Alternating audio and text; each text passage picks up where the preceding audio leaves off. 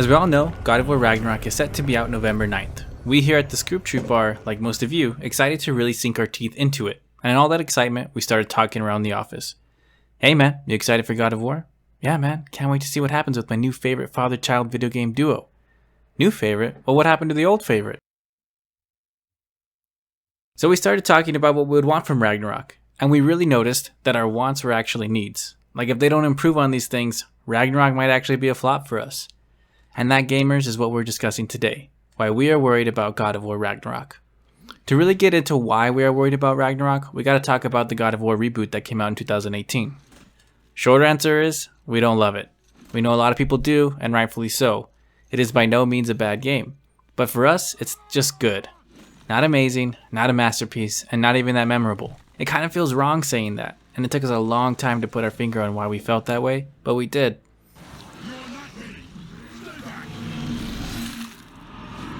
God of War is an action game, and with action games, gameplay is king. But the gameplay in God of War 2018 just isn't our favorite.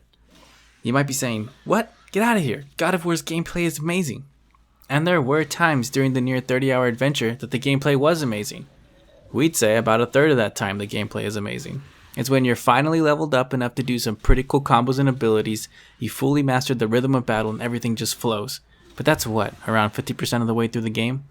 The rest of the gameplay is just average, if that, and here's why. First, the gameplay for us takes so long to become remotely engaging. Aside from calling back the Leviathan Axe, it's pretty bare bones on what you can do.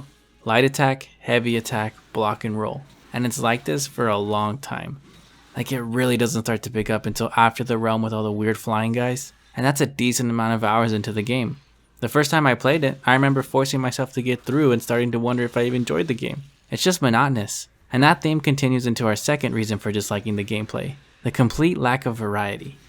Lack of variety in what, Jacob, you may ask?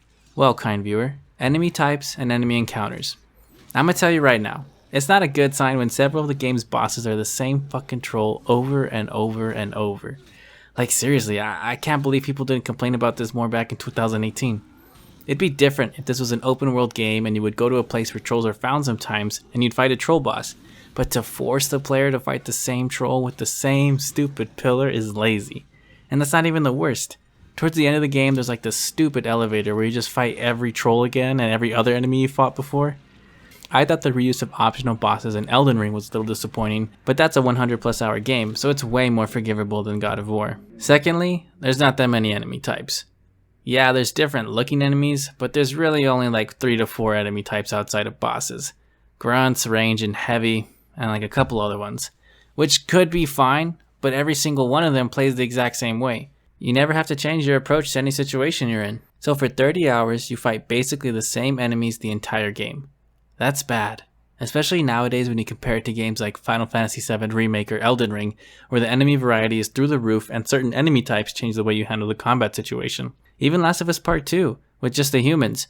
They're all humans, but each faction behaves in a different way. It just makes the combat situation so much more engaging, whereas God of War becomes very much like the older Assassin's Creeds, repetitive and eventually easy. Now, for Ragnarok, we need more enemy variety or it's going to be pretty disappointing, and honestly I'm a little worried with what they've shown us.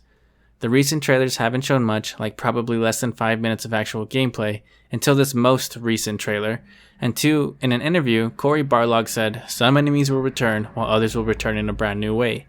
And honestly, I don't really know what that means, but he didn't say new enemies, so I'm a little concerned. Also, I'm not expecting huge changes to combat, but I hope to see Atreus take on a bigger role in combat with him being older. Again, if it's just the complete same mechanics as the first, I'll be pretty disappointed.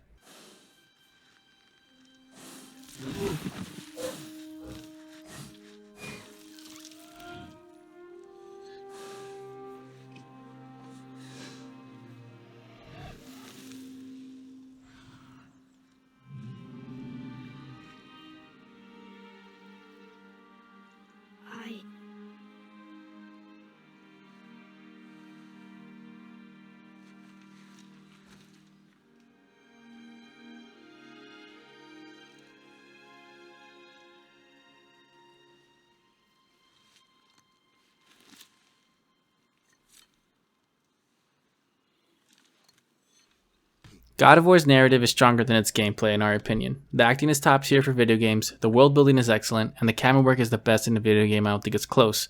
Also, the overall main story is really good. The idea of Kratos and Atreus fulfilling the wish of their dead mother/wife and developing the relationship along the way is beautiful. It's simple, but we don't hate it. You can't help but draw similarities to Last of Us with Joel and Ellie, and that game is heralded as one of the best video game stories ever.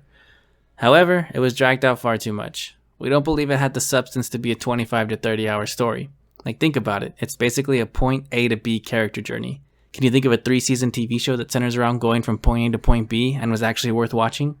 There's great moments in there, but I can't help but feel like they would have been so much more impactful in a 10 to 15 hour game. Also, I don't think they paid off on a lot of the world building they did in God of War 2018, so I really hope that they pay off on that in Ragnarok. The recent trailer shows Thor, but there's a lot more they set up that I hope they explore. Oh, and to top it all off, the story in God of War 2018 feels like one big prologue to the entire saga, which is fine, and I appreciate the time they took to build for the next games, but at the end of a long game like this, I felt like the ending was kinda ugh. Supposedly, Ragnarok is the end of the Norse saga for God of War, which makes sense with its title, but it needs to hit, man. They set up a lot of great stuff in the first one that they didn't pay off on, but if they can't come through, all that setup will feel like a waste of time. I think they can do it, but sticking the landing to any story is always the hardest part. Fate only binds you if you let it.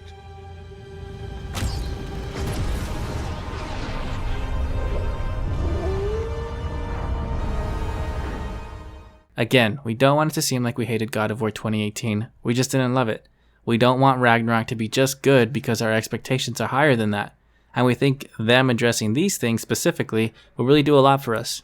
I don't know, maybe we're crazy. Let us know what you think of God of War 2018, and if you had any complaints, or if you thought it was perfect, we'd love to hear that too. Also, let us know how excited you are for God of War Ragnarok and what you hope to see.